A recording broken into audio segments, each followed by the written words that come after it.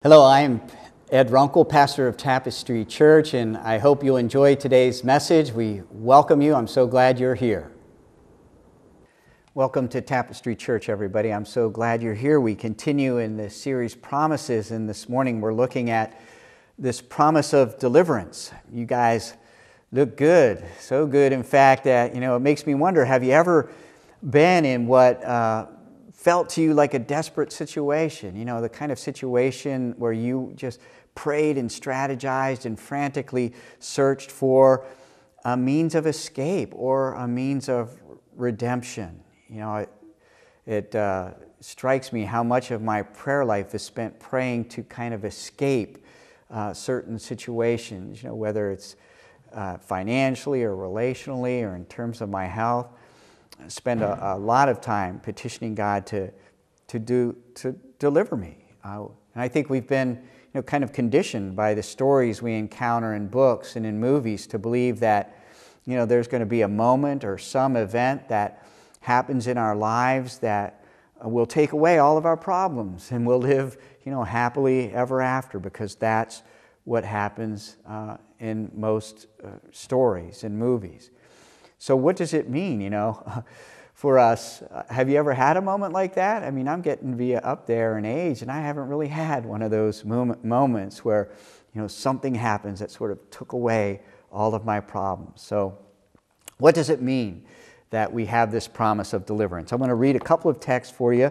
Again, the promise verses from the Old Testament book of Psalms, and let's see, it's Psalm 50, verse 15, and then I want to read a text from the New Testament book of Acts. But first this, from Psalm 50, "And call upon me in the day of trouble, I will deliver you, and you shall glorify me." And then from Acts in the New Testament, this is in chapter 16, and an episode from the life of Paul and Silas, who find themselves in prison. As we were going to find themselves being sent to prison.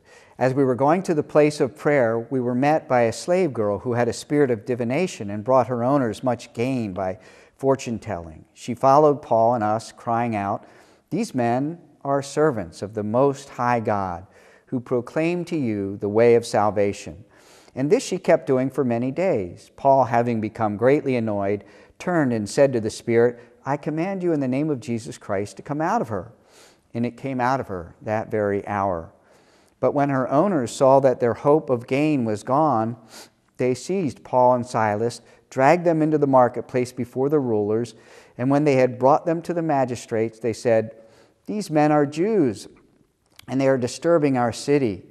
They advocate customs that are not lawful for us as Romans to accept or practice." The crowd joined in attacking them, and the magistrates tore their garments off them, gave the orders to beat them with rods. And when they had inflicted many blows upon them, they threw them into prison, ordering the jailer to keep them safely. Having received this order, he put them into the inner prison and fastened their feet in the stocks.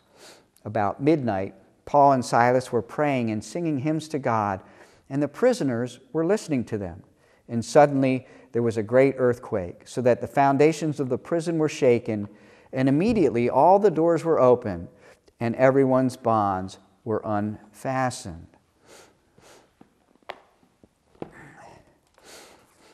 Here's one of these stories that, I don't know if you remember, if you've read in the New Testament in the book of Philippians, Paul always says to the Philippians, "Every time I think about you, I'm grateful." Well, actually, the Philippians didn't treat Paul all that great. I mean, here he was in Philippi. He ran into some serious opposition. He was falsely accused, was arrested, stripped of his clothes, and we're told he wasn't just beaten, but seriously beaten. I mean, think about this happening to you. How would you respond? I mean, in hearing this from the book of Acts, did you hear that Paul and Silas were not delivered? Right? Not at first. No deliverance. They were seized and dragged and and inflicted with blows and fastened in the stocks. But then later in verses 25 and 26 comes deliverance. About midnight, Paul and Silas were praying and singing hymns to God, and suddenly this earthquake shakes things up, and they're freed. And the question is, if you were to plot your life along the continuum of this account in Acts, would you find yourself in verses 19 or 24 through 24, or verses 25 through 26? Are you in the stripped and beaten stage, or the unshackled, doors flung wide open stage? Because here's the thing. Both of those are God's stages of care for you. Maybe you're at the place where you want deliverance, not sustenance. You want the pain to stop. You don't want to be held up in pain. But, sometimes God's deliverance comes in the form of sustenance and the wherewithal to endure. Nobody, I think all of us here at one time or another have wanted deliverance, right? Nobody here has everything under control. No one here is a healthy, normal person, right? Nobody here, everybody here is all messed up. Can everybody agree with that? At least for the person sitting next to you, if not for yourself. This is a place for real people in need of deliverance. And we tend to want to reject the sustaining grace of God as insufficient, kind of like the children of Israel who rejoiced at God's delivering the delivering grace in the parting of the Red Sea, but in their escape from slavery in Egypt, but then complained bitterly about God's sustaining grace in the provision of manna in the wilderness wanderings. Often when we cry out to God for deliverance from some situation, some desperate circumstance, the danger isn't that God won't deliver us, but rather that we'll desire, that deliverance more than we'll desire the deliverer. And we can even begin to see, God as a means to an end. Sometimes you see this attitude in, some forms of Christian teaching today. And often you'll see it, where the teaching has titles like 10 biblical steps to overcoming procrastination, or 7 biblical steps to defeat deceit, or Ray Rice, Domestic Violence and You, 5 steps on how to respond, or 8 biblical steps to recover from post-traumatic stress disorder. Like, really? The Bible, tells me about procrastination, or it's filled with all these, clear steps for all of our problems, and this is the biblical hope that we, would give to someone who's really struggling? While we know that God is not some kind of magic talisman to be consulted when things don't go our way and then put away when we're comfortable, it's easy for us to kind of live as though that were so. At least it is for me. And the danger of that attitude is to functionally deny the sufficiency of Christ. Replace my need for Christ with my need for deliverance from a certain set of circumstances. And this kind of supposes that we're the main attraction, that we're the gods of this world, and God is, kind of like our butler to accomplish what we desire, what we ask, or sometimes even demand. Does anybody else ever kind of live like this? One way to think about it is, have you any use for God when things are going well? Or is it mostly, that you need God when things or when you are a mess? That's a form of functional disbelief. Have you ever had God deliver you or answer prayer in some clear and profound and undeniable way? God has delivered me and answered some prayers in sometimes jaw-dropping, supernatural ways. But, when I look back at those moments of rescue and gratitude and awe, what happens, often when those deliverances come or those prayers have been answered, what I did is I went back to everyday life, often less dependent on God. But the answers of no to prayer, or the answers of a delayed deliverance, or deliverance that was kind of, almost imperceptible, only by degrees over time. It's those times that God has done a deeper work in my soul. Unlike delivering grace, which once received kind of inadvertently moves us to a greater independence from God, sustaining grace keeps us tethered to Him. And so sometimes God's deliverance is delayed. And so what do we do? When we're in the shackled stage? Well, Paul and Silas are praying and singing hymns to God. And, the prisoners are listening to them. I like that. It's like, what else are the prisoners going to do, at midnight in prison, but listen to Paul and Silas sing hymns. Holiness isn't a competitive sport yet, but when you're singing hymns in shackles in prison, that's something. Some of you, I may have told this before, but this was a balmy October afternoon back in 1982. Badger Stadium in Madison, Wisconsin was packed. More than 60,000 diehard University of Wisconsin supporters were watching their football team take on the Michigan State Spartans, and it soon became obvious that Michigan State had the better team. What seemed odd, though, was as the score became more lopsided, there were bursts of applause and shouts coming from the Wisconsin fans. Like, how could they cheer when their team was losing? Well, it turns out that 70 miles away, the Milwaukee Brewers were beating the St. Louis Cardinals in Game 3 of the 1982 World Series. And many of the fans in the stands were listening to portable radios. Remember those? And so they were responding to something other than their immediate circumstances.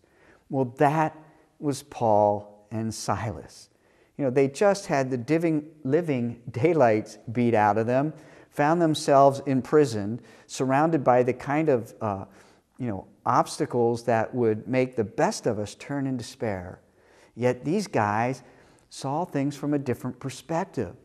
And it was like in their prayers and praise, they even made it more evident. They magnified God. In other words, they made Him big in their lives by speaking about who He is. Today, our personal experience and our personal interpretation of that experience, that's the unquestionable authority that all must submit to. But Paul and Silas submitted to the sovereignty of God, submitted to the great truth that God is in control of history, and specifically, He's in control of your history and my history.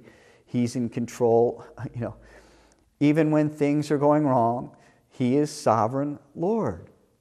And we've talked about this a little bit before, the challenges of thinking of God's sovereignty.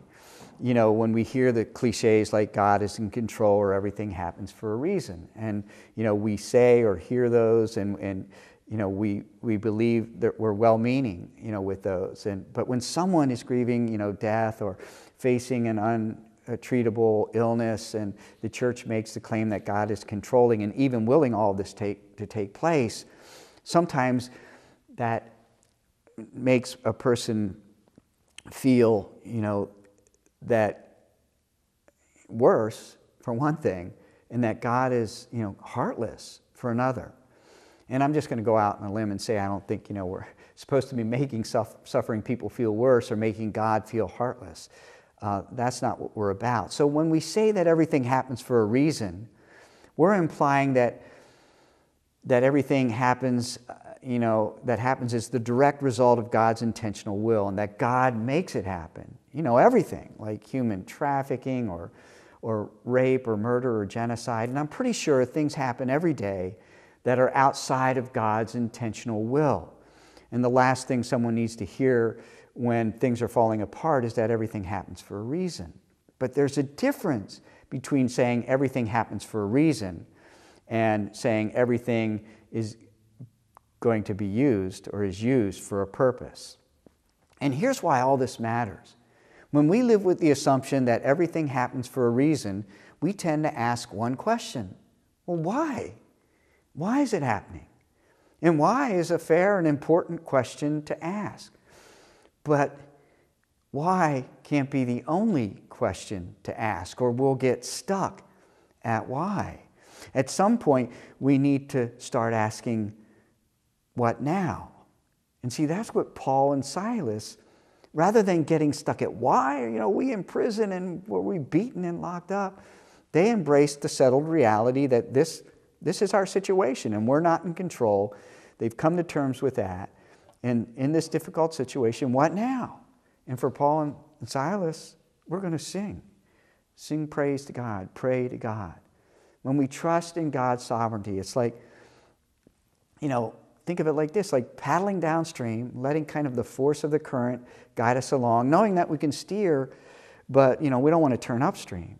And not trusting God's sovereignty is kind of like turning the canoe upstream, paddling as hard as we can against the current, and yet we're still moving downstream, but with incredible exhaustion. Or to put it another way, those who trust God's sovereignty, or fail to trust rather, or struggle to trust God's sovereignty, they tend to be tired people because the constant striving to be a little God over some corner of creation is just draining and futile. Waiting on God's deliverance should actually be a relief. And it's a reminder that we don't have as much power and control as we may think we do.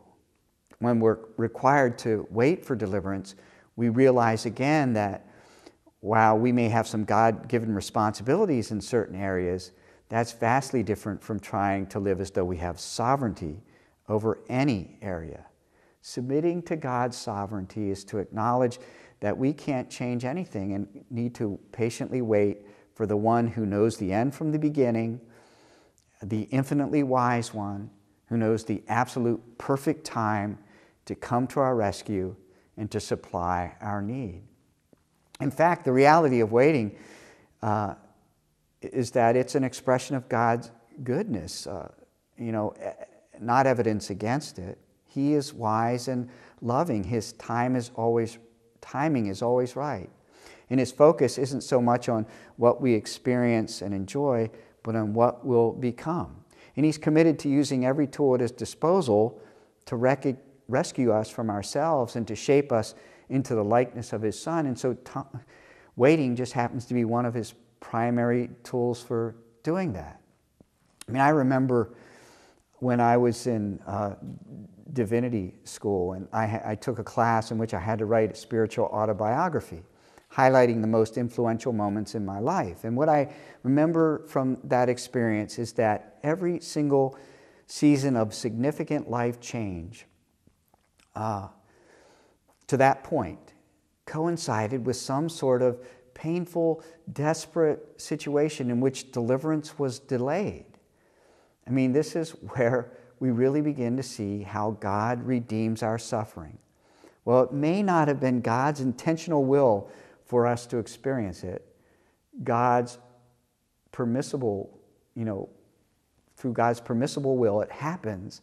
But then God can and does use it, to make us better, to make things better. What if you were to take out a piece of paper, and maybe this is something you can do, with your small group or later on your own this week, and list the past and present painful moments in your life. And maybe you want to do 3 or the most painful on one side of the sheet. And on the other side of the sheet, write down all the ways that God could use those moments, and maybe even has used those moments to make you stronger and to give you hope. The best response to suffering isn't hopelessness, it's usefulness. It's not despair about what's going on, it's determination to make a difference. The best prayer to desperate situation is, God, make me useful. Suffering, tragedy, and loss, they're inevitable. But redemption, that's a choice. And God will redeem our suffering, but often will involve our cooperation for that to happen.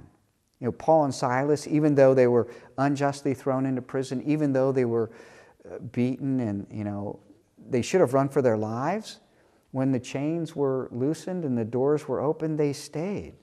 And it's because I believe that they knew what an empty jail would mean for the jailer.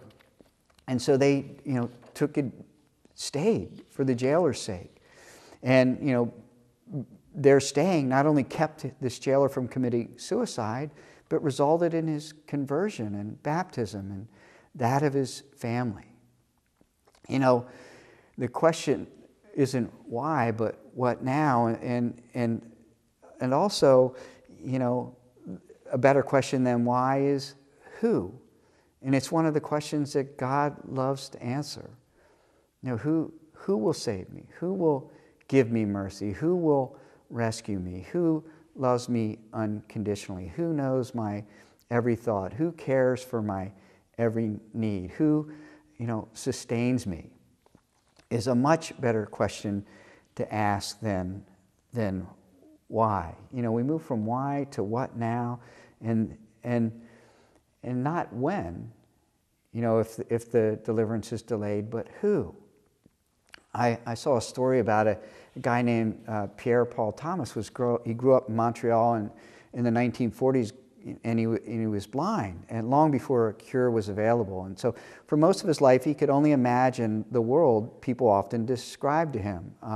But at the age of 66, he fell down some stairs in an apartment building, fractured the bones of his face, and when he was rushed to the hospital with severe swelling around his eyes, and a team of doctors went to work to repair the bones. And months later, he went to be examined by a plastic surgeon for a consultation about repairing the scalp. And the surgeon casually asked Pierre Paul Thomas, well, while we're at it, do you want us to fix your eyes too?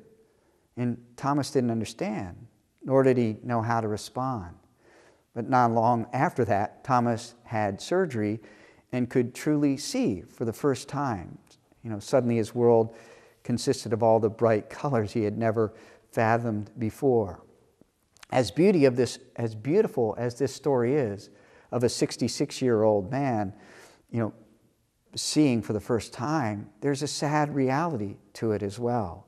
He could have had the same surgery at a younger age and been able to see earlier, but Thomas had assumed, that such a possibility was impossible, and he had resigned himself to a life of blindness. I think similarly, we sometimes resign ourselves to lesser sources of hope. Our source of hope is God.